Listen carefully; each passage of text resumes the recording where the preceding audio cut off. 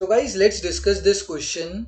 This is a question of true and false, and the statement is the geometric method is more exact method of measuring elasticity of demand.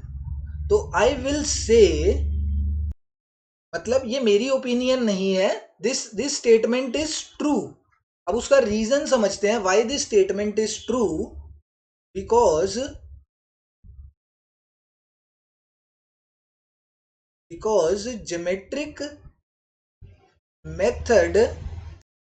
geometric method calculates the value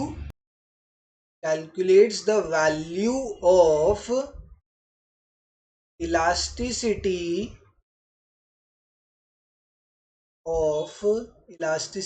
of demand with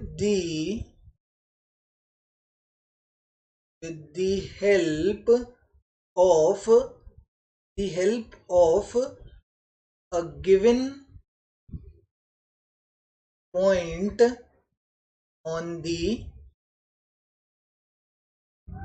demand curve. बस यही statement यहां पर लिखनी है कि graphic method में क्या होता है, एक कोई भी गिवन पॉइंट है, ठीक है, इस गिवन पॉइंट पर मुझे बोल दिया गया कि इस गिवन पॉइंट पर आपको इलास्टिसिटी फाइंड आउट करनी है, इस पॉइंट पर मुझे elasticity of demand find out करके बताओ.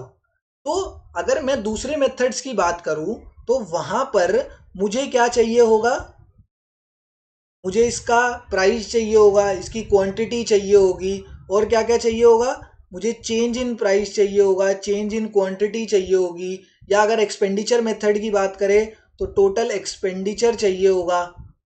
एंड इन सब चीज़ों को निकालने में there could be a calculation error.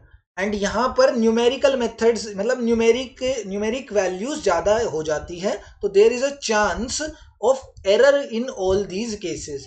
But अगर ज्योमेट्रिक मेथड की बात करें तो उसमें तो हम ग्राफ को यूज करके ही अपना आंसर निकाल रहे हैं, तो गलती के चांसेस बहुत ज़्यादा रिड्यूस हो जाते हैं, एरर के चांसेस बहुत ज़्यादा रिड्यूस हो जाते हैं. एंड जिस भी मेथड में एरर के चांसेस कम होंगे, that is the more exact method of measuring elasticity of demand.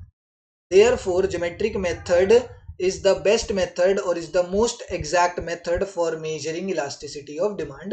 ये स्टेटमेंट बिल्कुल सही है, दिस स्टेटमेंट इज ट्रू. ये सब मेथड्स के अंदर ये सब निकालने पड़ते हैं, and there is a chance of error in all these cases, इसलिए ज्योमेट्रिक मेथड बेस्ट है.